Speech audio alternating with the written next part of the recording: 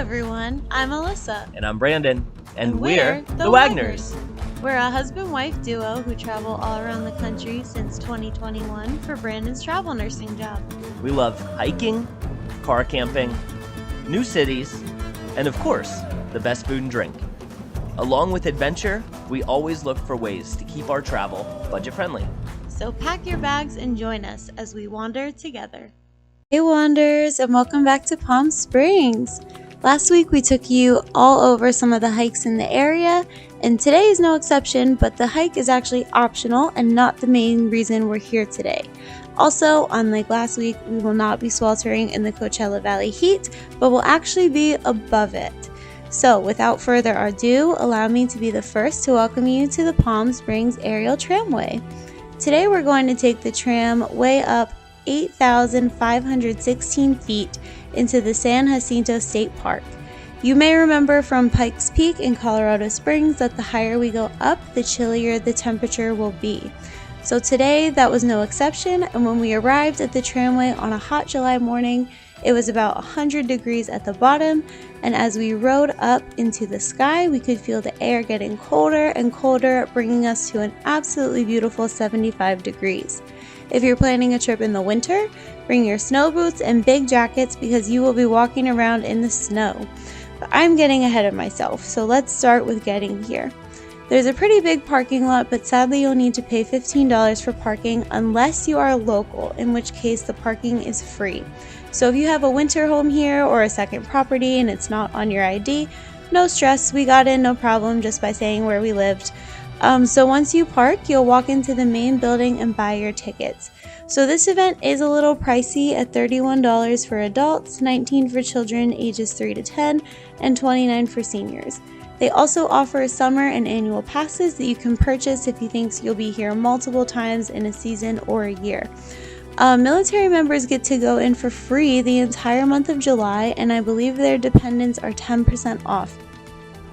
So once you get your tickets, listen for announcements about when the next tram leaves. They run every half hour and on the hour, and maybe more frequently if the demand is high. But however, there's no need to schedule your tickets in advance or to make sure you arrive at a certain time. They'll keep going throughout the day.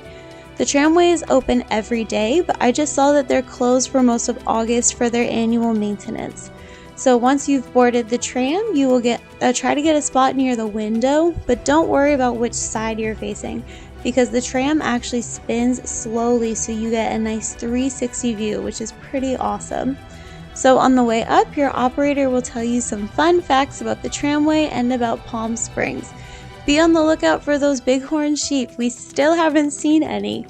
Once at the top, you'll be dropped off at the lodge, which has a restaurant and bar, gift shop, and hiking information.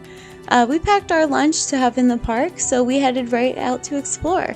Before our hike, we walked out to a little overlook by the building and marveled at the views and how much cooler it was on top of the mountain as opposed to the bottom. We got some information about the different hikes available, and then we were ready to go. So the most important thing that you need to know about hiking in this area is that permits are required.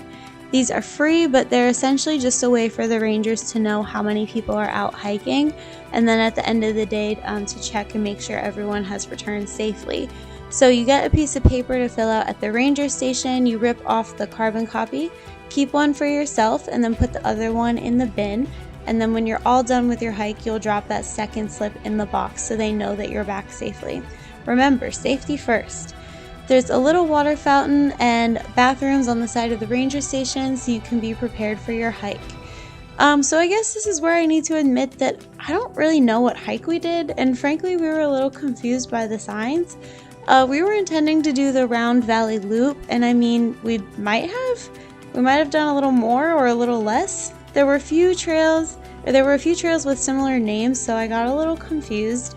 And despite how much I talk about it on the channel, we forgot to use our All Trails app. So we did our best to follow the signs, and I mean it worked out fine for us, but maybe I shouldn't be giving my advice on this matter. However, someone who can give you advice is the park rangers, so if you need help picking your perfect hike or mapping it out, talk to them and have your All Trails app ready. Don't be like us, be more prepared. That said, what we did was delightful and we were never lost or nervous. It all worked out, so I don't know. You'll also pass a lot of other hikers, so you can ask them if you're unsure. And the trails themselves are pretty clear, so if you end up on a different trail, you won't end up somewhere where you can't be found or find your way back. So we love these trails because A, it was a beautiful sunny day and only 75 degrees, and B, I mentioned the hikes in the desert have been a little lackluster for us, so we really enjoyed having some greenery and streams at this hike. There were also huge rocks, and at least the path we did was pretty simple and didn't have a lot of steep hills or anything like that. There are a lot of hiking options, so you can talk to a ranger or look at the map to see which one is the best for you. I think we were hiking for about 2 hours, maybe 2.5. After our hike, we turned in our slip and decided to have our little picnic. And since we had to end the day with a sweet, cold Palm Springs treat, of course, after our day in the park, we went for some date shakes at the Windmill Market. So this was a great day. We really loved beating the heat in the heights of the San Jacinto State Park, and of course we love the aerial views of the canyon and the mountains. So this event is kind of expensive, but honestly I think it's a Palm Springs staple and I think you should do it at least once. So have you guys done the Palm Springs Aerial Tramway before? Let us know what you think. Thanks again for coming along with us today. We love to travel with you guys. If you want to stay up to date on us and our travels, please remember to like and subscribe. We drop new videos every week on Wandering Wednesdays. Thanks again, and we'll see you soon. Bye!